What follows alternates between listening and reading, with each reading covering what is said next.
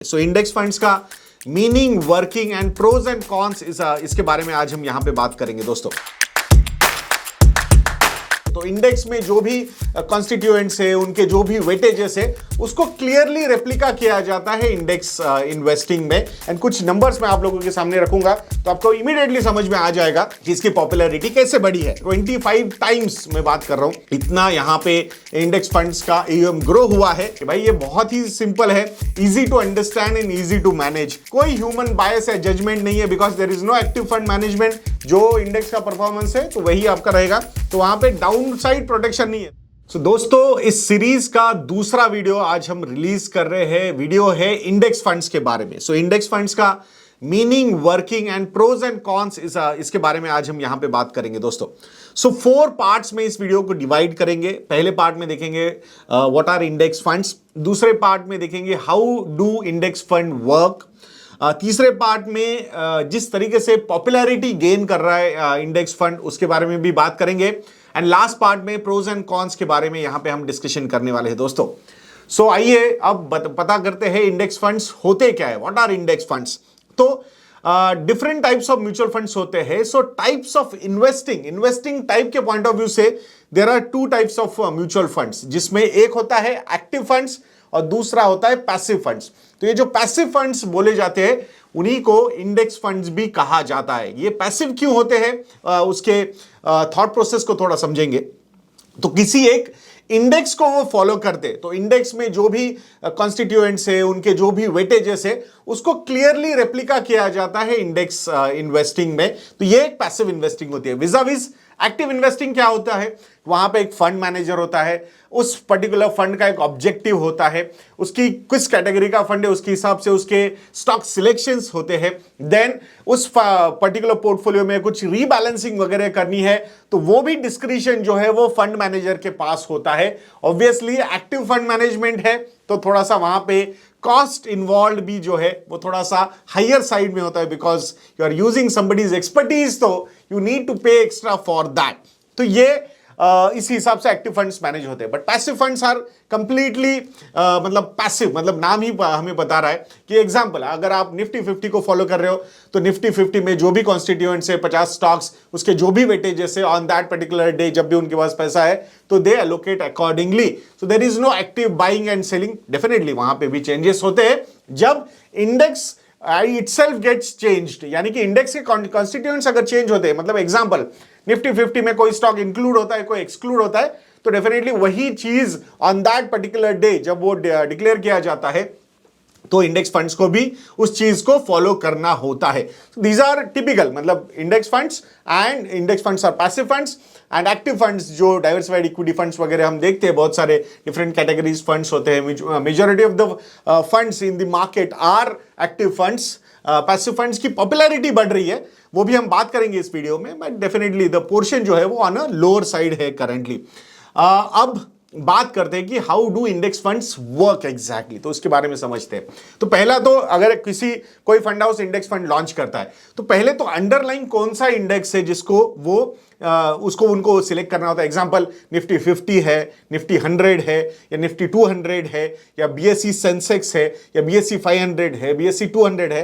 तो डिपेंडिंग, मतलब there are so many indices, तो उनको पहले सिलेक्ट करना होता है कि भाई ये इंडेक्स है हमारा, इस इंडेक्स को हम फॉलो करना चाहते हैं, तो एक बार आपका ये हो गया। देन पोर्टफोलियो कंस्ट्रक्शन, इसमें भी कोई मतलब फंड मैनेजर का कोई ऐसा ज्यादा रोल नहीं है, क्योंकि पोर्टफोलियो तो ऑलरेडी वेल नोन है। कोई भी इंडेक्स में जाके देख लीजिए, आपको पता चल जाएगा कौन से स्टॉक में कितना वेटेज है, उसके हिसाब से वो पोर्टफोलियो का कंस्ट्रक्शन करना है। So it is nothing but a replica of index, तो उसी को यहां पे फॉलो करना है। अगर इंडेक्स 10% ऊपर जाता है तो ये फंड भी अप्रोक्सीमेटली नियर एंड उसी के नजदीक ऊपर जाते हैं। अगर इंडेक्स 10% से नीचे जाता है तो ये फंड भी नीचे जाता है, और अप्रोक्सीमेटली थोड़ा बहुत आगे पीछे, ट्रैकिंग एरर, उसके बारे में बात करेंगे। तो ये मतलब थोड़ा सा रिटर्न्स पॉइंट ऑफ व्यू से एक रेप्लिका ही होता है।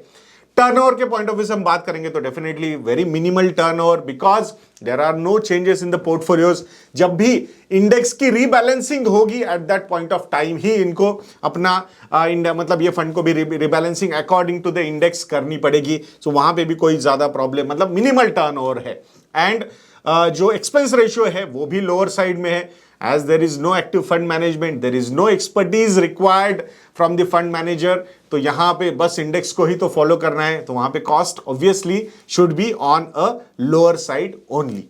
अब जो तीसरा पार्ट है उसके बारे में यहां पे बात करते हैं कि किस तरीके से इंडेक्स फंड्स जो है वो इंडिया में पॉपुलर होते जा रहे हैं, एंड कुछ नंबर्स मैं आप लोगों के सामने रखूंगा तो आपको इमीडिएटली समझ में आ जाएगा कि इसकी पॉपुलैरिटी कैसे बढ़ी है। सो इंडेक्स फंड का जो एयूएम था मार्च 2020 यानी कि जब कोविड आया था, eight that point of time index fund का जो एयूएम था वो था 8089 करोड़ रुपीस। कितना? 8089 करोड़ रुपीस। में इंडेक्स फंड की बात कर रहा हूं, मैं ईटीएफ की बात नहीं कर रहा हूं, इंडेक्स ईटीएफ की। ये इंडेक्स फंड्स है, उसके बारे में बात करेंगे एक सेपरेट वीडियो में। इंडेक्स फंड्स और ईटीएफ का भी डिफरेंस समझेंगे अच्छे से, मैं आप लोगों को समझा दूंगा, वो ये सीरीज का पार्ट रहेगा।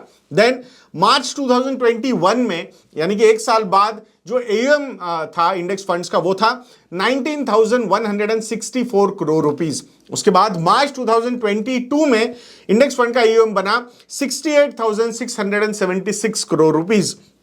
देन मार्च 2023 में इंडेक्स फंड का एयूएम था 1.67 लाख करोड़ रुपीस, एंड दिसंबर 2023 का जो नंबर डिक्लेयर हुआ है इंडेक्स फंड्स का, that number is at 1.99 lakh crore rupees. मतलब ऑलमोस्ट 2 लाख करोड़ रुपीस का वो नंबर दिसंबर एंड में हुआ था। ऑब्वियसली अभी we are in the month of March, तो ये इससे भी ऊपर जा चुका होगा। सो वी विल कीप, मतलब ये सीरीज काफी कंटिन्यू रहने वाली है, तो we will keep on updating you regarding the AUMs also in future.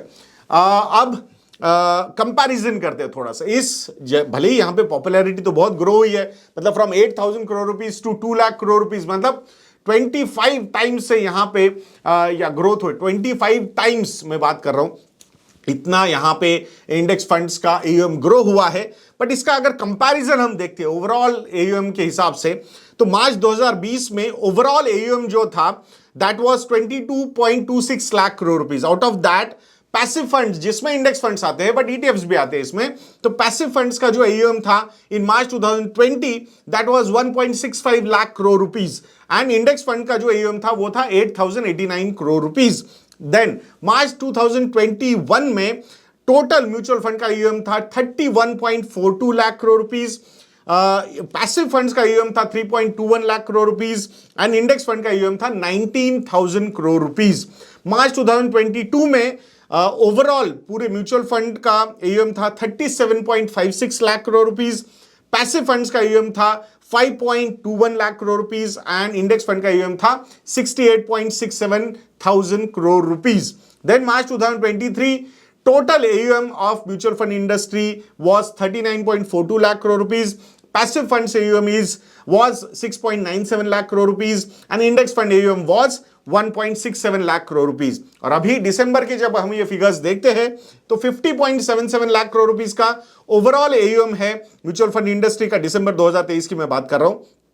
Passive funds का एयूएम था 8.74 lakh crore rupees, and index fund का एयूएम है 1.99 लाख करोड़ रुपीस। तो डेफिनेटली ग्रोथ का अगर पर्सपेक्टिव देखते हैं तो ओवरऑल म्यूचुअल फंड इंडस्ट्री के हिसाब से, ओवरऑल पैसिव फंड्स के एयूएम के हिसाब से अगर इंडेक्स फंड का एयूएम की ग्रोथ देखोगे आप तो ज्यादा है, यानी कि popularity of index fund is growing, there is no doubt about that. अब last section of this video के बारे में बात करेंगे, pros and cons of index funds.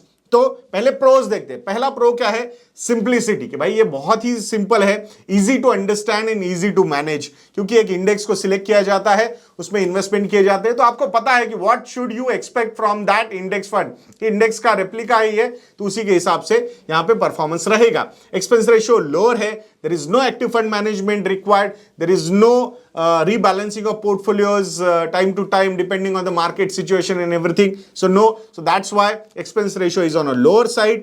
कोई ह्यूमन बायस है, जजमेंट नहीं है, because there is no active fund management, तो वहां पे कोई ओपिनियंस, बायसनेस ऐसा कुछ नहीं है, जो है वो इंडेक्स है उसी को फॉलो करना है। ट्रांसपेरेंसी बहुत ज्यादा है, you know what are the weightages at the time of investing, so I think and what to expect also, because index जैसे परफॉर्म करेगा वैसे ही आपकी एक्सपेक्टेशन होनी चाहिए। लिक्विडिटी, हाई लिक्विडिटी है, कंपेयर टू ईटीएफ, जैसे मार्केट में वॉल्यूम्स वगैरह वो मैनेज करना एंड ऑल दोस थिंग्स। तो यहां पे ऐसा नहीं है, म्यूचुअल फंड से ही बाय करोगे और वहीं जाके सेल भी कर सकते हो। So there is no problem at all.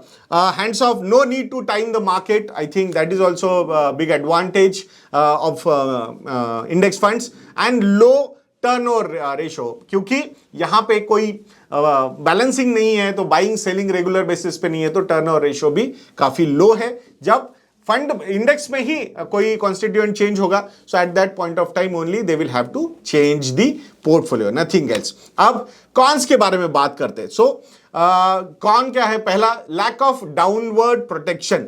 अब ये इंडेक्स को फॉलो करता है, सो इंडेक्स अगर ऊपर जाता है नीचे जाता है तो वही उसी का रिप्लिका होगा वो। सो यहां पे फंड मैनेजर अलग से कुछ नहीं लगता कि अरे मार्केट गिरने वाला है, कुछ होगा, let me time the market, exit करो। नो, जो इंडेक्स का परफॉर्मेंस है तो वही आपका रहेगा। तो वहां पे डाउन साइड प्रोटेक्शन नहीं है। तो बहुत बार लोगों को लगता है ये कम रिस्की है। कम risky in the sense, asset class का रिस्क तो है ही, इक्विटी एसेट क्लास का रिस्क तो रहेगा ही रहेगा, बट डाउनवर्ड प्रोटेक्शन इसका मतलब इससे नहीं मिल सकता, मतलब वैसा का लेस रिस्की नहीं है ये। ट्रैकिंग एरर कि भाई एग्जैक्टली रेप्लिका को ट्रैक करना है, सो उसी के हिसाब से परफॉर्मेंस होना चाहिए।